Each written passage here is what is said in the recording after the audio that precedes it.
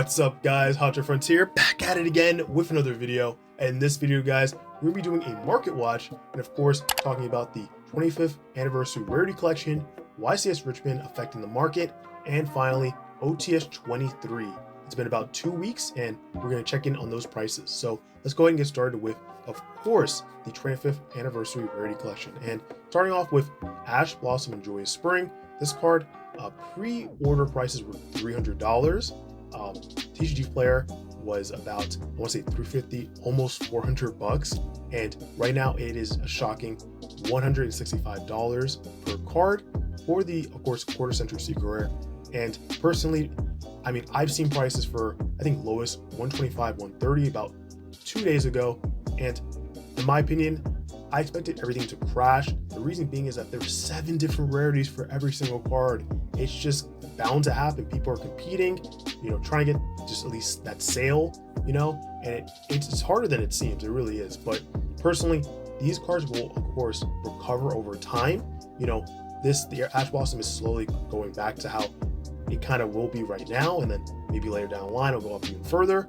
Now, this is actually the best time to purchase stuff because everyone's competing. You can get a better deal on something you're looking for. And that goes to another question. What are you looking for from the set? You should definitely make a list. I want this and this rarity. I don't care about what rarity this is. If you're a new player, I would consider grabbing everything in secrets. It's still shiny and they're pretty cheaper, much cheaper than how the other cards are right now. Or if you don't really care, you just want them, go for the supers, go for the ultras. Of course, because why not? At the end of the day, though, get what you definitely want to get. Don't get things that you don't really feel like you're going to use. Now, for me, I'm looking to get D-shifters, and that quarter century secret rare is going to look amazing. But I'm waiting for them to go maybe around like the $9, $10 price point, and then I'm definitely going to go ahead and pick them up. But this card was definitely hyped up for pre-sale on Gamer Choice. They were like $50, $60. I was like, I'm just going to wait. Let's see how low this card gets. There's no rush. Just kind of wait and see what time you kind of want to go ahead and pick up cards. Now, going on to OTS 23. It's been about 2 weeks since that has been out, and we have our ulties, enemy controller, you have Kurikara, and you have Big Welcome Labyrinth. So Big Welcome Labyrinth, 100% for Labyrinth players if they want to upgrade, of course. Now you have Kurikara, very interesting. The secret rare for this is back down to $30. So if you just want to have a playset of the card, go ahead and grab that. But the ulti, personally, depending on like the use right now, right? And you don't really see this card much right now in the current meta. So if you want to have like a high copy of it, go ahead and grab ultis. But personally, if you just want to have a playset of it for later, you don't really care too much, grab the secrets for $90, $30 each. And finally, enemy controller. I feel like that's going to do very well overall long term, personally, because people are still using enemy controller in their decks, and it's a very good card to have against the meta right now. You can be able to dodge something and still activate your effects. So definitely a good card to have, and of course for older formats too. So it's going to do very well. $60 is not too bad when you really think about it. And we do have Pulling the Rug, a really good older format card. But again, I think the supers are going to be pretty easy to get, so you don't have to go ahead and grab something that you're afraid might go up in price. Now, let's go into the next one, and that is the Horus cards, not the older ones, guys, but of course the newer ones, and more specifically, the Emseti for $45. Pretty much, I feel like this is due to like the success over the weekend with Horus tier limits. They got top 16. People are really putting their eyes on this deck, and it's a very good engine, of course, you guys know. But this card used to be $30 and now it's at $45, and it's okay because the other cards, if you're looking to pick up the deck, they're not too expensive.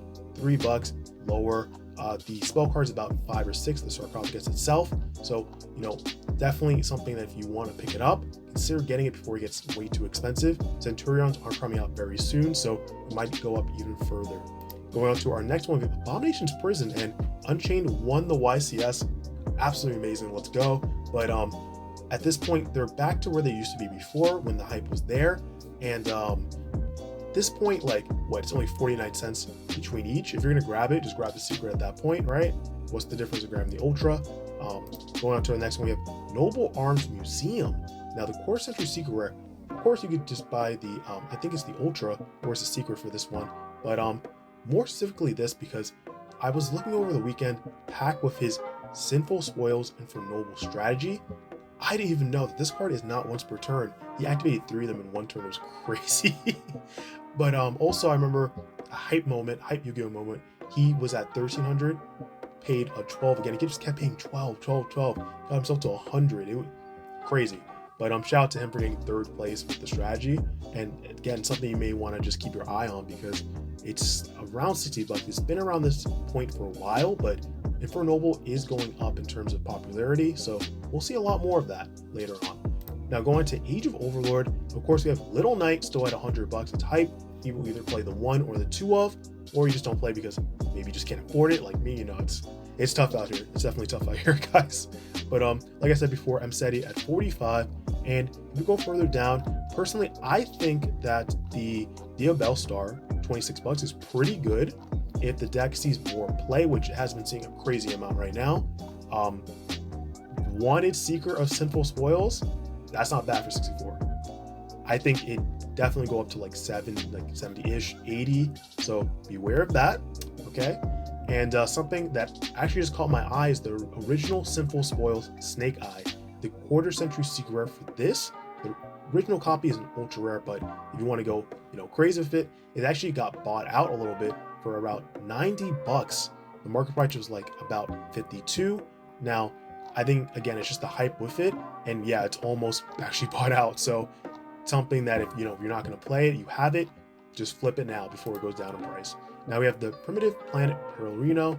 I said that right. Let's go. This card, of course, was getting hyped back up from that $20 price it was. Tier limits getting back in the format. Now it's around 30 bucks, but as you know, this card can definitely go back up to like 80, 90 bucks where it used to be, right? So something to consider, of course. Now going on to the Guilty Gear Freed, the Magical Steel Knight. I got it. This card, the ultra rare, has been hyped because in For Noble, it's very good against the end board with Super Volley and reversing it. This card was like $1 or $2. Now it's like 12 here, but it's really 17, 18 bucks. Kind of crazy, but if you need 1 copy, why not go ahead and grab it? And talking about other copies, we have the collector's rare for this card. It's kind of funny enough. This card right now is about 45 bucks and it's slowly going up. You guys can see the listings. Originally, you know how much this price was? About 15, 16, where the current ultra rare is. So if you don't have it, it's not bad to go ahead and grab a copy of the ultra, not the collector's rare. Next up, we have the Makonko Water Arabesque. This card got hyped up more because when we saw the YCS winner use Makonko, yeah, this card went from like 12, 13 bucks to about 20, 22 bucks right now. And yeah, it's really good. It's a really good card for the deck. I think that if we see more Makonko success, because we do see the Sinful Spoils and For Noble Makonko strategies still around right now, and more people are using that. They like the strategy. This card would definitely go up in price, so something to consider if you're going to be playing the deck. Now moving on to the second to last thing, we have Triple Tactic Thrust, your I guess weekly reminder. Just maybe pick up 1, maybe pick up 2, or play set right. I think that even if you can just afford 1 copy of this card, it's absolutely amazing.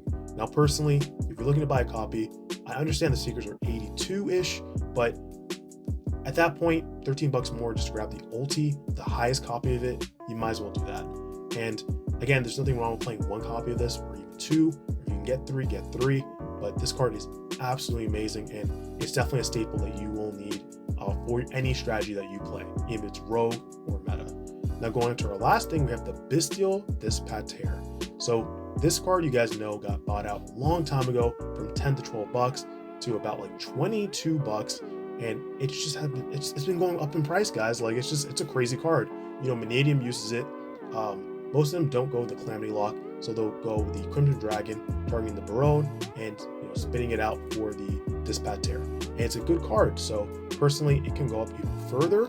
And we're not going to see another printing of this card for a while until next year. And we'll see kind of what happens with that, of course, too. So don't kind of hope that you're going to see another copy of this. You need this, just go ahead and grab it or trade for something to get it. But it's definitely worth it in my opinion. If you guys like the video, make sure you give it a huge like, comment down below. Did I miss any card? Let me know, of course, in the comment section. What do you guys think of the stuff we talked about today? And if you guys are not subscribed to the channel, what are you doing? Go ahead and hit that subscribe button and turn on the notification bell so you're updated the moment I upload new videos. But guys, that's it for me. Hope you have a good rest of your day or night, and I'll catch you in the next video. Peace.